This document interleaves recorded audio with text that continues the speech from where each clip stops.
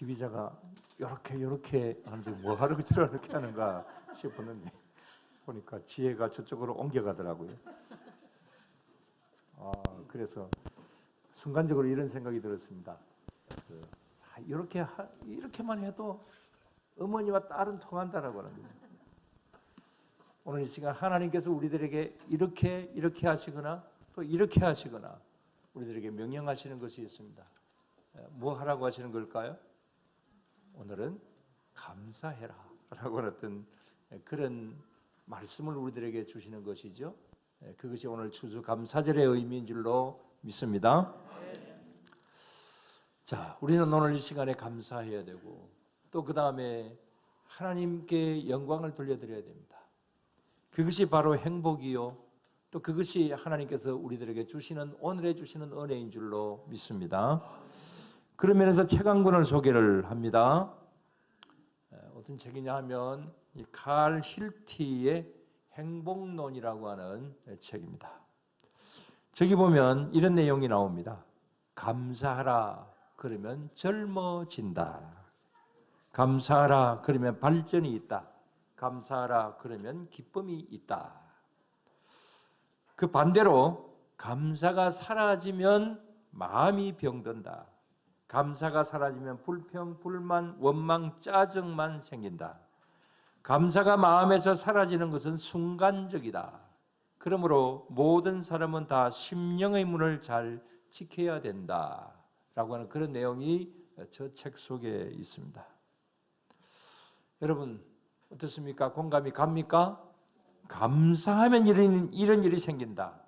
감사가 사라지면 또 이런 좋지 않는 것이 생겨진다. 공감이 가는 내용입니다. 근데 공감은 가지만은 감사할 이유가 현재 나에게 있느냐라고 하는 거죠. 감사주일입니다. 여러분 계산해 보십시오. 감사할 조건, 감사할 이유 그런 것이 저와 여러분들에게 있습니까? 뭐 있는 분들도 있고 계산해 보니 뭐 별로 그런 것이 없다 이렇게 생각을 하실 분들도 계실 것입니다. 그런 면에서 오늘 말씀을 보면 먼저 여기 107편은 이 감사 축제를 드릴 때에 맨 처음에 읽는 시편입니다. 그게 맥주감사주일이든 또 수장절, 장막절, 그 다음에 뭐 추수감사절이든 맨 처음에 이런 감사절기에 읽는 시편, 그게 이제 107편입니다. 그러니까 오늘날과 같은 이 추수감사주일에 맨 처음으로 낭독하는 그러한 시편이다. 이렇게 보시면 되겠습니다. 자, 그런 면에서 1절을 다시 한번 봅니다. 다 같이. 여호와께 감사하라. 그는 선하시며 그 인자하심이 영원하미로다.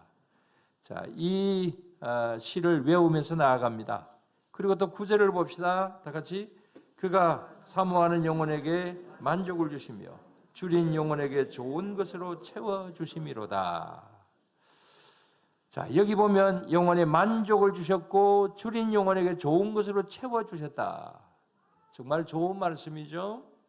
저와 여러분들도 이런 간증과 이런 고백의 찬송을 부를 수 있는 그런 우리 모두가 다 되어야 될 줄로 믿습니다.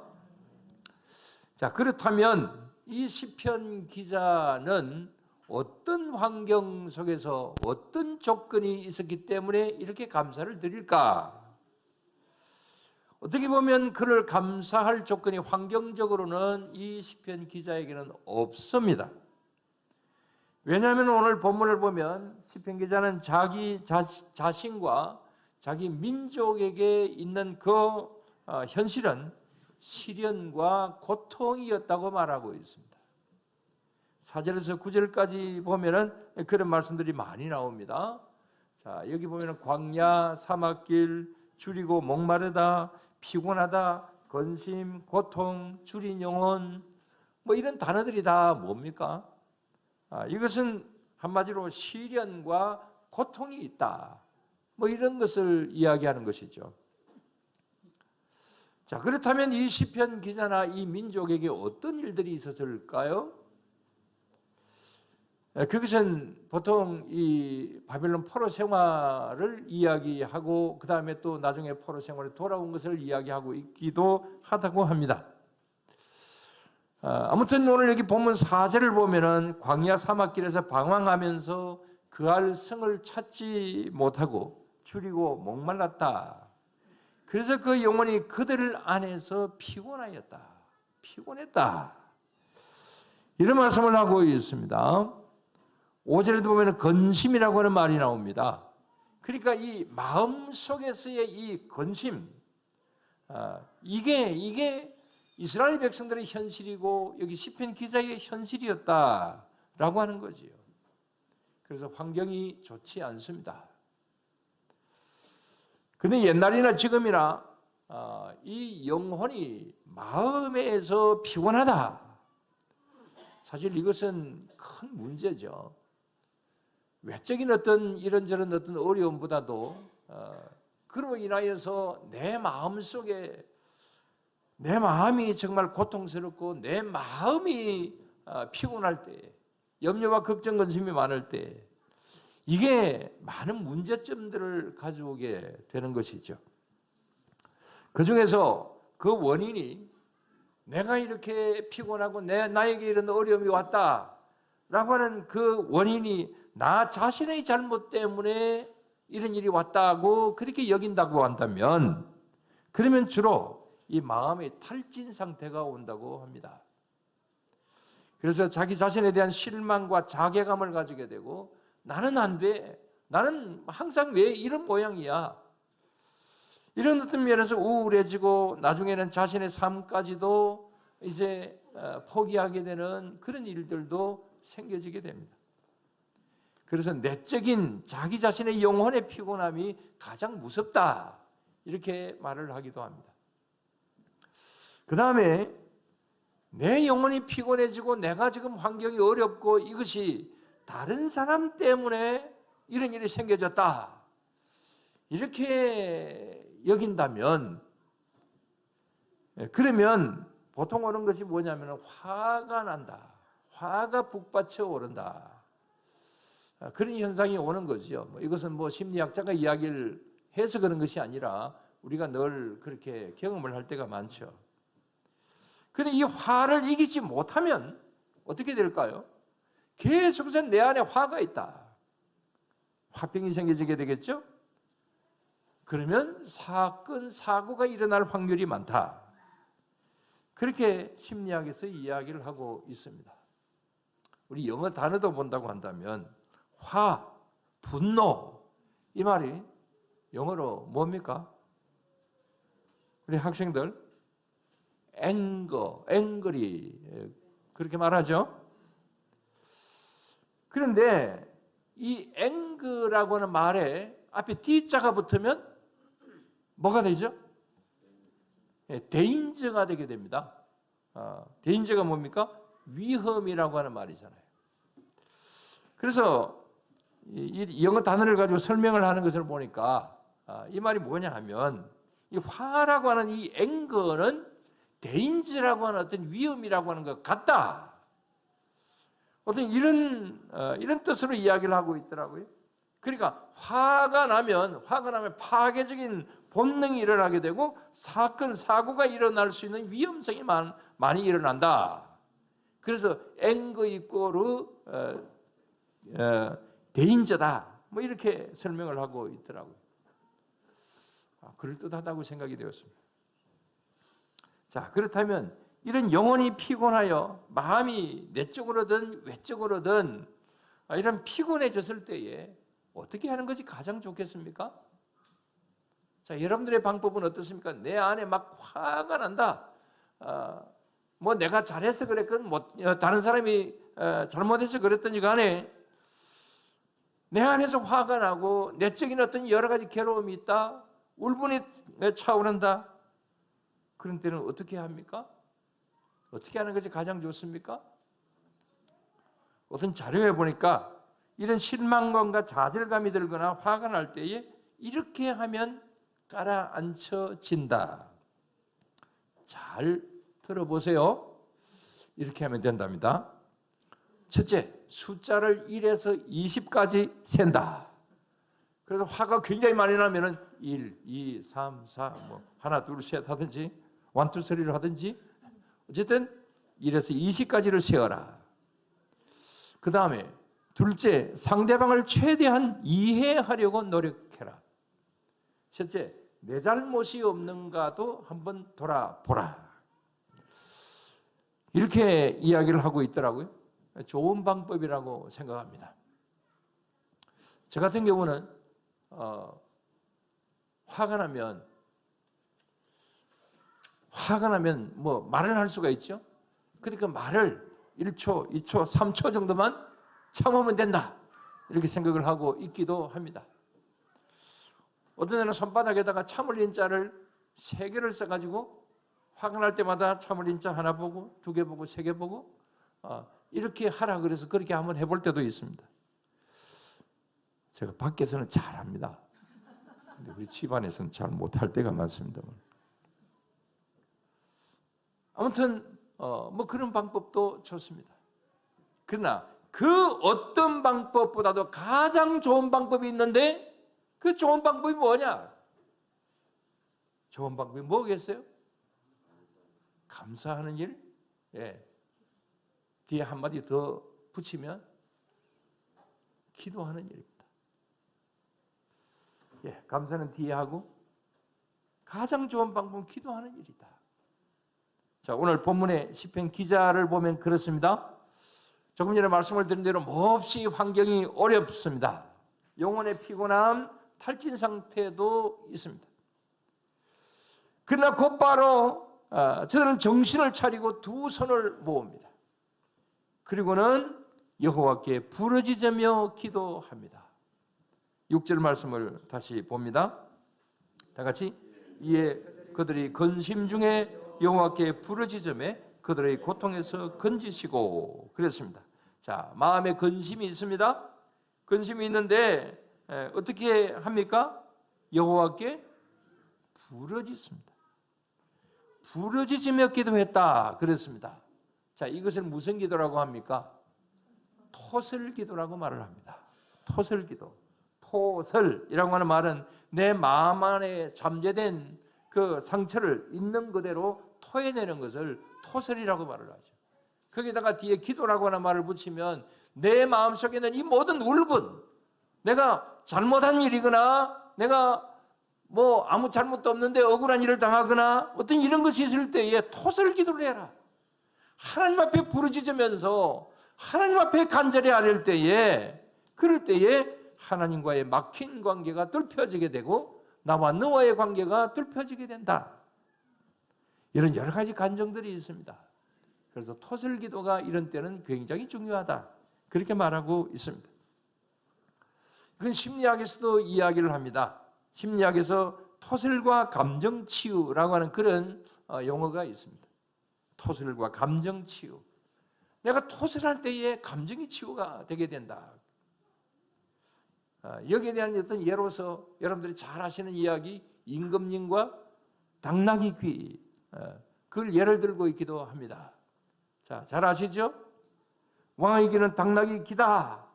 이게 나만 아는 비밀인데 나만 알고 있다 보니까 굉장히 마음속에 항상 말하고 싶어서 뭐 죽을 지경입니다. 그게 쏙병이 생겨지게 됩니다. 그래서 나중에 저 숲속에 가가지고 임금님의 귀는 당나귀 귀다. 그렇게 외치고 나니까 이제 속병이 치료되었다. 뭐 그런 이야기잖아요. 어쨌든 심리학에서도 이렇게 토설할 때에 이제 효과가 있다. 그런 말을 합니다. 그런 이론을 이제 주장하기도 합니다. 자, 일반 심리학에서도 이런 효과가 있는데 하나님께 기도하는 토설 기도야 두말할 필요 없이 좋은 것이지 않겠습니까? 아무튼 시편 기자는 이런 토설 기도, 즉 부르짖으면서 기도하는 가운데서 그래서 큰 은혜를 받습니다. 그래서 2절에 보면은 어떤 말씀이 있습니까? 2절 다 같이 여호와의 속량을 받은 자들은 이같이 말할지어다. 여호와께서 대적의 손에서 그들을 속량하사. 여러분, 속량이라고 하는 말이 무슨 말입니까? 이 말은 종의 위치에서 자유함을 얻었다라고 하는 그런 말이죠. 그러니까 부르짖으면서 톳을 기도하는 가운데서 영혼의 온갖 피곤하고 온갖 억울하고 온갖 여러 가지 억눌린 그러한 상태에서 자유함을 얻었다. 그래서 여기 시편 기자는 하나님 앞에 감사 기도를 드리고 있는 겁니다. 내 영혼이 만족하다. 여호와께 감사하라. 이렇게 외치고 있는 겁니다. 그러니까 여기 이 시편 기자는 뭐 환경이 달라졌다라든지 모든 것이 다 해결되었다라고 하는 어떤 뭐 그런 면도 나중에는 있지만은, 그러나 지금 현재 하나님 앞에 시원하게 내 속에 있는 모든 것을 토설하고 나니까, 부르짖으면서 기도하고 나니까 하나님께서 내 마음 가운데 평안함을 주시더라. 이렇게 이야기를 하고 있는 것이죠. 그래서 감사하다, 그런 말입니다. 오늘 이 시간 우리는 어떻습니까? 여기 있는 이 시편 기자처럼 마음에 무거운 짐이 있습니까? 영혼의 온갖 피곤하고 억눌린 그러한 상태에 여러분들이 있습니까? 혹시 지쳐있지는 않습니까? 때로는 외로운 마음, 내 인생이 왜 이런가? 그러면서 자기하는 마음, 그런 마음들이 혹시나 있지는 않습니까? 그렇다고 한다면 하나님을 바라보시기를 바랍니다. 나를 안아주시는 그 하나님, 다른 사람은 나를 향해서 손가락질을 한다 할지라도, 나를 인정해 주지 않는다 할지라도 하나님은 내 편이시잖아요. 하나님은 나를 알아주시잖아요. 그래서 하나님 앞에 모든 것을 아뢰을 때에, 부르짖으면서 기도할 때에 하나님께서 이 시편 기자에게 주셨던 그 평안함, 그것을 저와 여러분들에게도 주시게 될 줄로 믿습니다. 이번에 다니엘 기도에서 간증하는 거의 모든 분들이 가만히 보니까 거의 다 이런 경우들이었습니다. 극도의 어려움이 먼저 있습니다. 그런 어떤 어려움 속에서 하나님 앞에 간절히 부르짖는 그런 토설기도, 이런 것이 있었습니다. 그런 가운데서 문제가 해결되는 사람들도 있었고, 또 아직까지 해결되지 않았어도 마음의 치유함을 받고, 그래서 모든 것이 하나님의 은혜였다, 이렇게 감사하고 또 간증하고 있는 그런 모습들 우리는 많이 보았습니다. 우리도 마찬가지입니다. 이런 부르짖음의 기도, 토설기도, 이런 기도 때로는 필요합니다. 그럴 때 여기 시편 기자나 다니엘 기도의 간증자들처럼 속량함을 받고 모든 것이 은혜다, 이렇게 말을 하게 될 줄로 믿습니다. 근데 한 가지 말씀드릴 것은, 여기 시편 기자나 다니엘 기도의 여러 간증자들처럼 그런 간증자들은 되지 마시기를 바랍니다. 물론 그런 상황이 처하면 당연히 그렇게 해야죠. 그러나 여러분, 그런 상황이 저와 여러분들에게는 오지 않도록 기도하시기를 바랍니다. 여러분, 극도의 어려움이 오기를 바라는 사람은 아무도 없잖아요. 그래서 그런 어떤 극도의 어려움이 안 온다고 한다면은 우리는 그런 간증자들처럼 간증할 이유가 없겠죠. 그런데 가장 우리가 그런 것을 원하지 않지만 혹시 그런 일이 온다고 한다면 우리는 하나님 앞에 간절히 토설기도를 해야 될 것이고, 그러나 그렇게 되지 않도록 우리가 하기 위하여서는 어떻게 해야 되느냐? 그런 면에서 가장 좋은 일과 가장 좋은 기도는 데살로니가전서 5장 16절에서 18절에 있는 말씀입니다. 이런 기도를 우리가 늘 해야 돼요. 이런 자세를 가져야 돼요. 자, 잘 아시죠? 항상 기뻐하라. 쉬지 말고 기도하라. 범사에 감사하라. 이것이 그리스도 예수 안에서 너희를 향하신 하나님의 뜻이니라. 그렇죠. 항상 기뻐하고 쉬지 말고 기도하고 범사에 감사하는 생활, 이런 것이 늘 있으면 어떤 일이 와도 이겨낼 수가 있습니다. 이것을 흔히 예방기도라고 이야기를 합니다. 여러분, 저기 데살로니가전서 5장에 있는 저대로 늘 항상 기도하시고 저렇게 생활을 하시면 그게 예방이 된다는 겁니다. 어떤 어려움이 와도 거기에 어려움 속에 묻히지 않고 헤쳐나갈 수 있는 힘이 생겨진다는 겁니다. 그래서 이런 예방기도, 이런 예방적인 어떤 생활, 이런 것을 늘 많이 하실 수 있게 되기를 바랍니다. 그래서 이것을 일상의 은혜라고 또 말을 하기도 합니다. 일상의 은혜. 내가 평소에 살아가고 있는 모든 평범한 일상생활에서 느끼는 은혜가 가장 큰 은혜요, 가장 감사할 조건이다. 그런 말입니다. 그런 면에서 여기 이 사진을 하나 봅시다.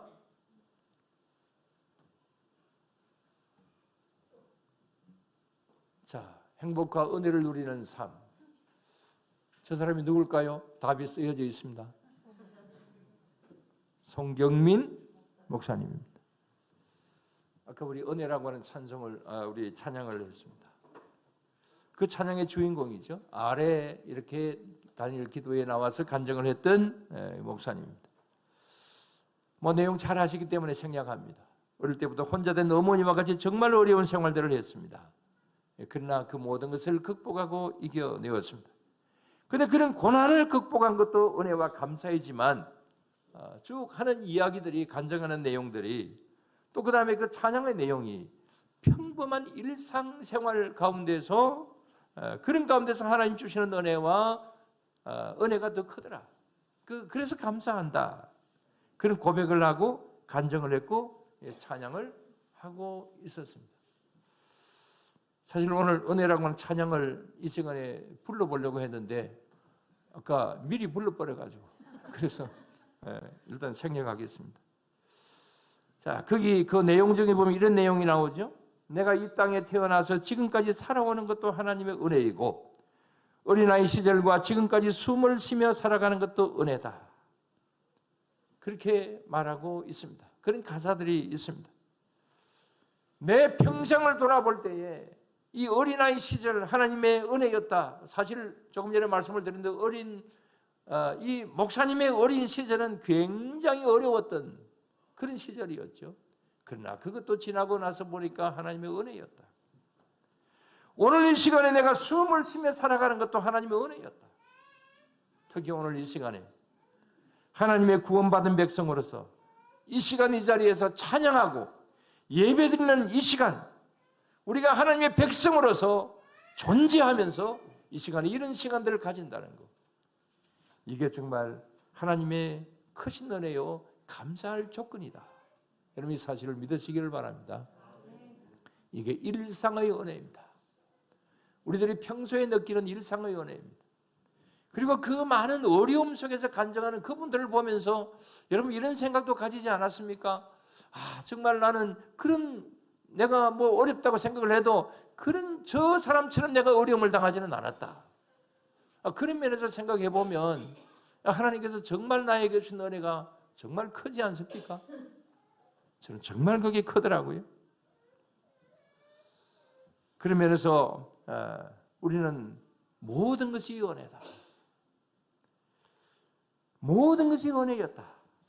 이렇게 우리도 간증하고 그렇게 고백할 수 있는 그런 우리 모두가 언제나 다 되어야 될 줄로 믿습니다.